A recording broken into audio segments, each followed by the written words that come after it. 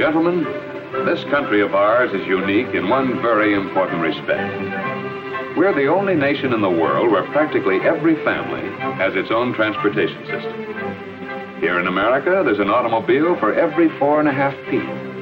And every car and truck you see on the road was put there by some salesman.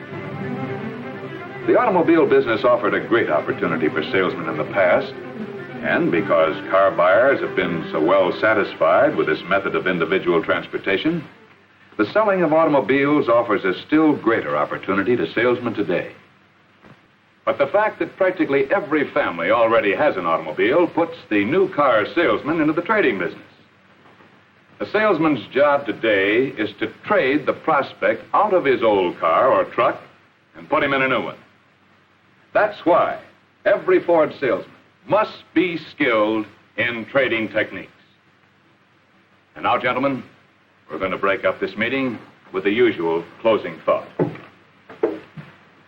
The Ford salesman's biggest investment is his time. Make the most of it. Okay, boys, let's bring in some deals.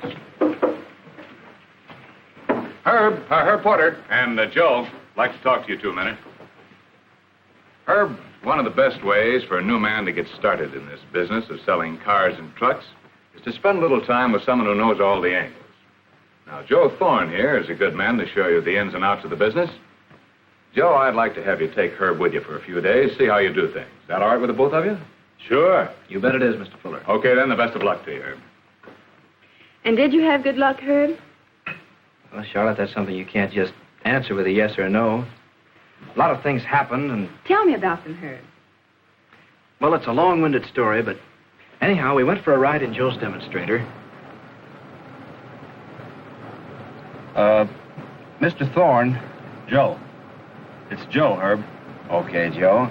I was wondering, I understand you're at or near the top in sales every month. So that means you must do things a lot different, huh? No, I don't think so, Herb. Maybe it's just that I do more of the same things. You see, it's like Mr. Fuller says. Time's my greatest investment. Well, I hope this doesn't sound stuffy, but I try to make the most out of every minute. But I had the idea cars were always sold in the showroom. Some of them are, but most of them are sold by going out after the customers. Hey, there's Dick Jones. Hey, Dick. Got anything for me today, Dick? Yeah, Joe, I sure have. I was going to give you a call. Get in touch with Bert Jasper, 1040 Gladstone. He's got a 46 Ford four-door, and he looks hot. Okay, thanks a lot, Dick. Thanks to you for that check you sent me last week. I'll keep sniffing. So long, Joe. So long, Dick. What's all that about, Joe? Dick's one of my bird dogs. He's good for 3 or 4 hot tips a month. Bird dog? Yeah, guys who tip me off when somebody's thinking about buying a car. How many of these bird dogs do you have? Oh, maybe 10 or 15 with 5 or 6 I can depend on. Are they all salesmen like Dick? Oh, no. No, you might find a good bird dog almost any place. One of my best ones is a barber. Yeah. Oh, hello, Joe. No, I'm not too busy. Yeah, I got one yesterday. A 47 Pontiac convertible. Uh-huh. Yeah, the license number is, BR3728. Yeah, sure, Joe. So long. Another good one runs an independent garage. He buys a lot of parts from us. Hiya, Mike. What do you know today? Not much I'm going to let you in on, Joe Thorne. I'll be satisfied if you just tell me who's thinking about buying a new car. Oh, that much I'll do. Customer in here yesterday got his 1946 Ford Coupe fixed up so he could make a better deal on a trade-in. Oh, here it is. Name's Alec Latimer, 230 Forest Avenue. Okay, much obliged, Mike. I'll get right on that.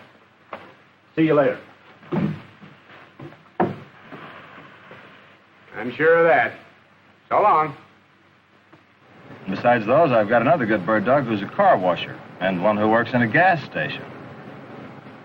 And look what we have here.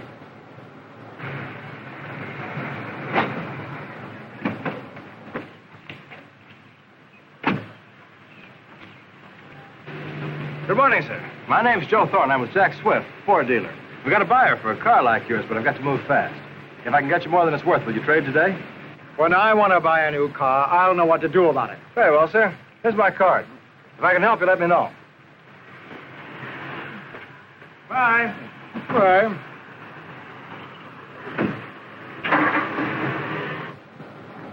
It didn't work so good, did it? Well, maybe not, maybe so. He's got an idea he didn't have before. I might hear from him later. Anyhow, the more you tackle, the more you get. Only time I can sell anything is when I've got a possible customer standing right in front of me. So I ask a lot of people to buy. Oh, there's another one.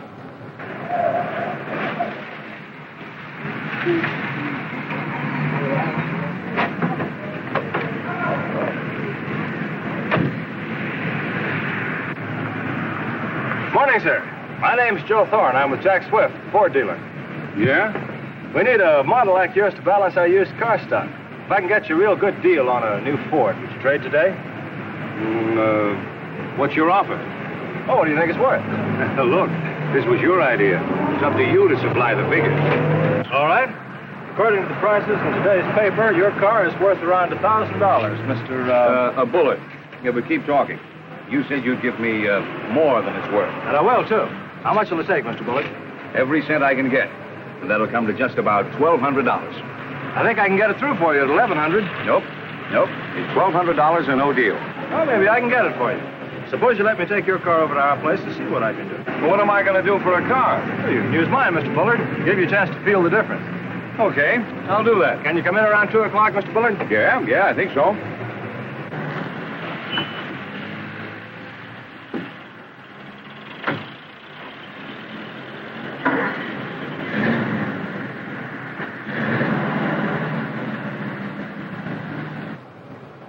See, Herb, that'll do two things. Bullard will come into the showroom because we've got his old car, and he'll get a good selling on Ford by driving it. That's why I always keep my demonstrator in good shape. Clean, lubricated, top running condition. It's a good idea. You going back to the showroom now, Joe? No, we've got an appointment at the Thaler Nursery. Mr. Thaler's in the market for a 10.5 stake truck. You sell trucks, too? Sure, I sell trucks. That's the beauty of our job. We're not limited in this dealership to passenger cars. We can also sell trucks. Matter of fact, I've got quite a few fleet customers. You know, businessmen who buy both passenger cars and trucks from me. Believe me, that builds up the old paycheck. Yes, I suppose it does. I thought you almost had to be an engineer to sell trucks. Oh, no. Well, of course, now and again, you get into a deal where you have to figure, well, special equipment, weight distribution, that sort of thing. But in cases like that, I just call on the truck specialist or the sales manager to give me a lift. But most of the time, especially on pickups and panels and stakes, the customer has a pretty good idea what he wants. And it's usually just a matter of getting together on price. This is a trading business in trucks, just as it is in passenger cars. Yeah, but how do you find prospects for trucks? Well, that's sometimes easier than it is to find prospects for passenger cars. The logical place to look, of course, is among people who use trucks. This little folder comes in mighty handy when you want to sell a truck. It shows the kinds of trucks that are used by different businesses. Yeah, it looks all right. Incidentally, do you ever make any cold approaches on truck prospects? Oh, sure thing. Tell me, Joe, the way you go up to strangers and start trading with them, doesn't that take a lot of nerve? No, not after you get used to it. You gotta look at it this way, Herb. Practically everybody would rather be driving a new car or truck than the one they're driving now. So you're doing them a favor when you show them how they can buy one. Well, here we are.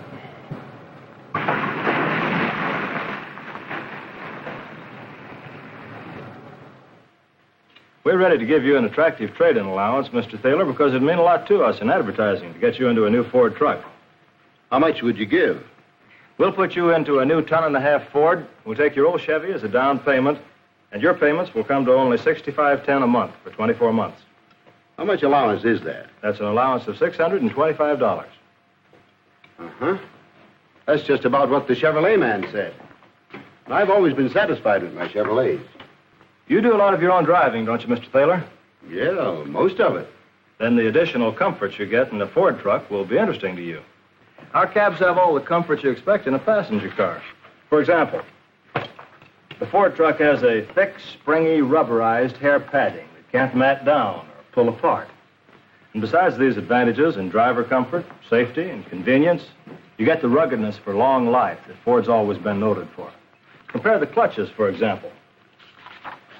The Ford truck clutch has 20% more facing friction area than the Chevy. That gives you a good idea of the general overall difference between the two. The figures I quoted you, Mr. Thaler, are on the 6-cylinder engine. But for those long, high-speed hauls of yours into the city, what you really need is an 8. Chevy doesn't make an 8. Ford gives you a more flexible choice of power frame. Now, here's something else I'd like you to notice. Think you did any good there, Joe? Yeah, I do. I'm sure of one thing, though. You can't hurry a man like Thaler. He'll think over what I told him, and he'll study that catalog. Of course, I'm going to keep in touch with him. Where'd you get all that dope about trucks? I'll show you when we get back to the office.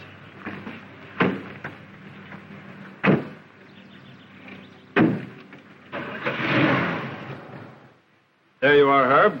The dope about trucks. The data book, truck selector, and all the rest of it. Look it over if you want to, while I go see what it'll cost to get Bullard's 46 Chevy fixed up for the used car lot. Okay, Joe. Looks like we can swing a deal with Bullard if he'll go for a 4-door. Boss okay? Boss won't know anything about it. Not until Bullard signs the order. Kind of sure of yourself, aren't you? Oh, I miss sometimes. Calling that prospect Dick gave me. Who's Dick? The bird dog we met on the street this morning. Hello, Miss Jasper. This is Joe Thorne with Jack Swift, the Ford dealer. I understand you and Mr. Jasper are thinking about buying a new Ford. That news certainly does get around, doesn't it? Well, I called to tell you that we have a customer for a model just like yours, and we can make you a very attractive trade-in allowance on a new Ford. If I can come over and talk to... Oh. Well, when will he be back in town? I see.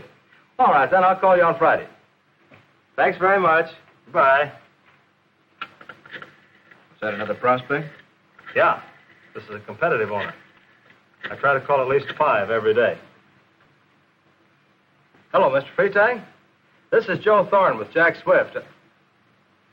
Oh, you did? I should have been more on my toes, shouldn't I? Well, it won't happen again. All right, I'll call you back in about 11 months. Yeah. Oh, but bring your new car in for service anyhow, will you, Mr. Freetag? All right. Thanks a lot. Bye.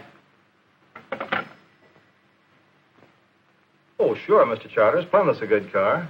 But the new Ford's got a lot of features you don't get in the Plymouth. Yeah. Well, you don't want to do anything until you at least drive the new Ford.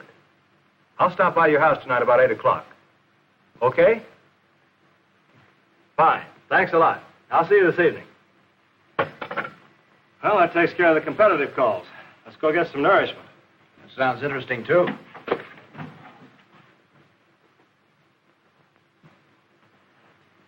I was wondering if you two ever thought about food. Oh, sure. We're almost human. We spent the biggest part of a half hour at lunch. Then we went out the back door to the restaurant parking lot. What are you doing now, Joe? Part of my advertising campaign. I put out about 10 of these cards a day on the best cars during my lunch hour. 10 a day, that's 60 a week. All those cars come in, They don't, though, Herb. Only about 1 in 10 ever shows up. Watch that fellow. See what I mean? But I pick up a lot of good deals that way. Oh, come on, let's get the rest of our advertising out and get back to the showroom. Oh, there's one from my list. On what? License number of that 46 Plymouth going there. Come on inside and I'll show you what I do with them.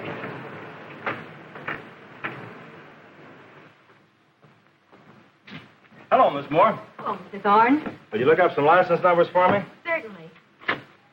Miss Moore finds a lot of good prospects for me in license numbers. Here's one I didn't find for you, Mr. Thorne. This man called while you were out. He wants to know about that demonstrator you advertised. Oh, yeah, thanks a lot. Oh, and Mr. Bullard's waiting for you in one of the closing rooms. Well, thanks again. It's the 4-door you want, isn't it, Mr. Bullard? That's right. And you want the radio, the heater, white sidewall tires, and the overdrive. Overdrive? Oh, I hadn't given any thought to that. Well, that's a feature that'll pay for itself in the gas it saves, Mr. Bullard. Let's see, you live in Claremont, don't you? Uh-huh. That's about 40 miles a day round trip. With the overdrive, you'll see a big difference in the amount of gas you use. How much does it cost? It'll only add $4.50 to your monthly payments, Mr. Bullard. Well, okay. All right, let's see. That brings your payments to $45.55 a month. If you'll just okay this offer, we'll see what the boss has to say about it. Yes, sir? That's a good deal, Joe.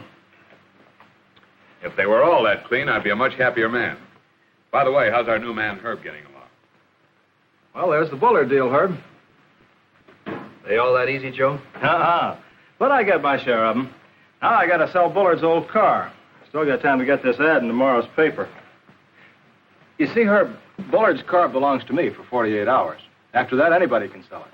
Anyway, the sooner I sell it, the more I make, because that price is going to go in just one direction, and that's down. I get it. I've been meaning to ask you, Joe, about these newspaper ads you run. They really pay off, huh? Oh, sure. Being in business for myself, I've got to run personal ads. Hey, that reminds me. That call Miss Moore gave me. Yeah, here it is. You want to see the ad that brought it in?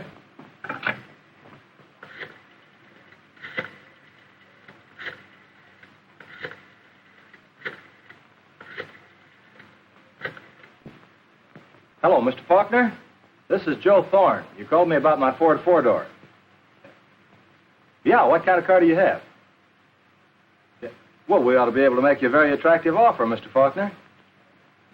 Well, I can't tell you that until I see your car. When can you come in?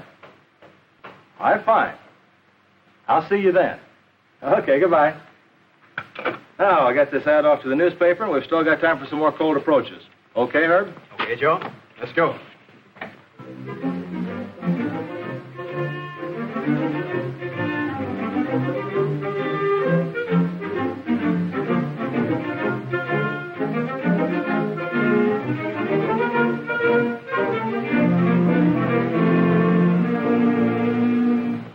And so we spent the rest of Monday and the early part of the evening making more cold approaches.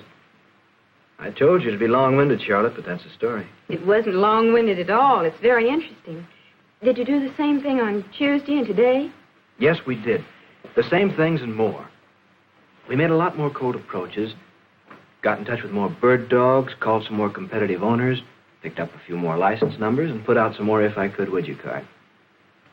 And then yesterday, when Joe was on floor duty, I got a chance to see the difference in handling prospects you go out after and those who walk into the showroom.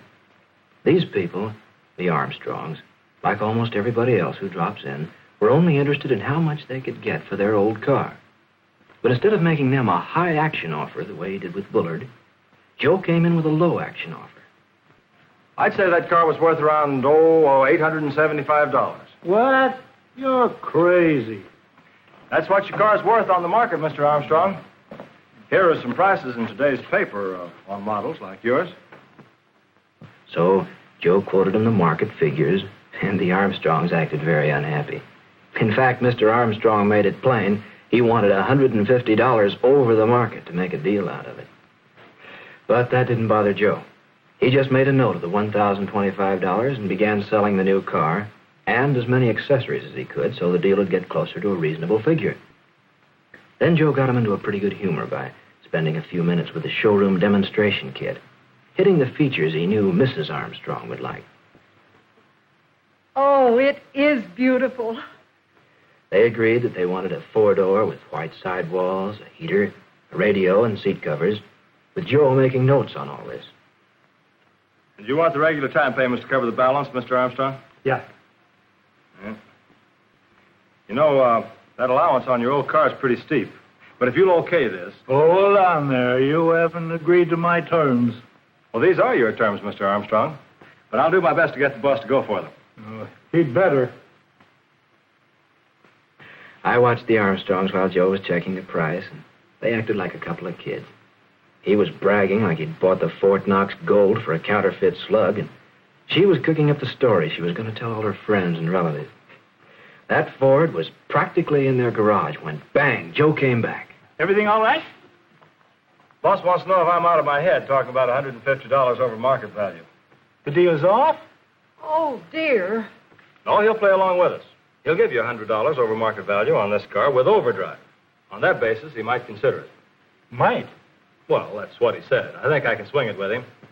And so Joe sold the overdrive hard before the Armstrong story came to a happy ending. They got a good deal. Jack Swift made a profit. Joe Thorne made a sale, and I... Yes, dear? Well, I learned something. I learned the difference in handling prospects you go out after, like on cold approaches and putting if I could, would you cards on their windshields. That kind you make a high action offer to get them interested. But the walk-ins, you make them a low action offer so you can go up while they're coming down. But, Herb, is that fair? To offer a low price to one and a high price to another? Well, that's just the point, honey. You see, customers are good traders, too. They're always after the best deal they can get. And we always give them the best deal we can. In fact, they frequently end up getting more money than their old cars are really worth. But you've got to know the market value of used cars. And you get that from watching the newspapers and checking the used car lots. I think you're really going to have fun selling Fords, Herb. You certainly weren't this enthusiastic on your other job. Darling, if I could, would you? Why, what do you mean, Herb? If I could make a good living selling Ford cars, would you marry me? Of course, darling. I told you as soon as you found a job you were happy with, I would. This is the best offer I've had today. It's the best deal in town.